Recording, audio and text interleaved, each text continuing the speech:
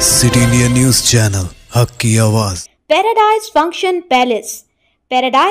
Palace महबूब नगर जिला नागर कर्नूल के गवर्नमेंट जूनियर बॉयज़ कॉलेज में मुनाकिदा मुफ्त दरसी निसाबी किताबों के तकसीम प्रोग्राम में मकामी रुकन असम्बली डॉक्टर राजेश रेड्डी ने बतौर मेहमान खुसूसी शिरकत करते हुए तलबा में निसाबी किताबों को तकसीम किया।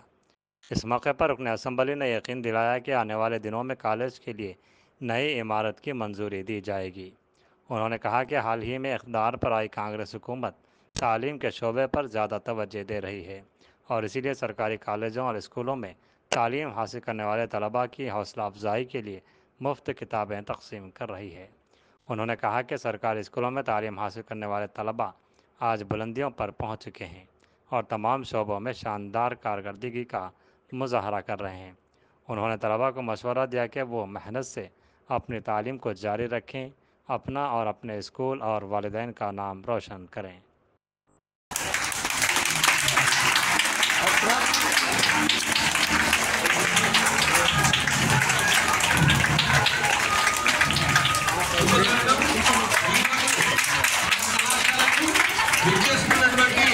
మన నియోజకవర్గ ఎమ్మెల్యే గారికి విద్యార్థులందరూ చప్పట్లతో స్వాగతం పలకాలని కోరుతున్నాం.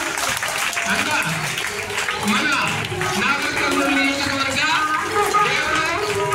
మన కృష్ణుల దామోదర్ రెడ్డి సార్ గారి కుమారుడు కృష్ణుల రాజేశ్వర రెడ్డి సార్ గారికి అధ్యాపకేతర బృందం విద్యార్థుల తరఫున స్వాగతం సుస్వాగతం. విద్యార్థులందరూ మరొకసారి చప్పట్లతో స్వాగతం పలకాలి. Govardhan MPC first year, P Manivardhan Reddy Telugu medium HAC MPC,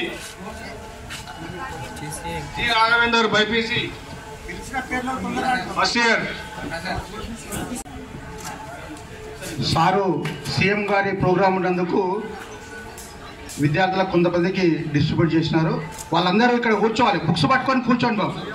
అమ్మా, Nagar Kurnool government junior boys junior college, ఇది బాయ్స్ జూనియర్ కాలేజ్లో బుక్స్ డిస్ట్రిబ్యూషన్ సందర్భంగా వేదికలు అలంకరించిన నోడల్ ఆఫీసర్ వెంకటరమణ గారికి, అదేవిధంగా ఇన్ఛార్జ్ ప్రిన్సిపల్ అనసూయమ్మ గారికి,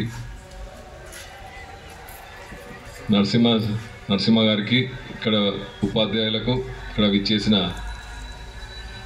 నాయకులకు, కౌన్సిలర్లకు, అదేవిధంగా ఇక్కడ కూర్చున్న నా యొక్క స్టూడెంట్స్ ప్రతి ఒక్కరికి పేరు పేరున నా హృదయపూర్వక నమస్కారాలు తెలుపుతూ,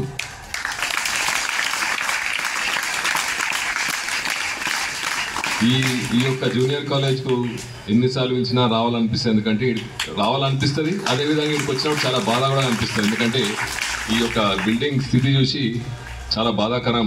ఎందుకంటే ఇంతమంది ఇన్ని రోజులు ఉన్నా ఎవరు దీని గురించి ఆలోచించలేదు.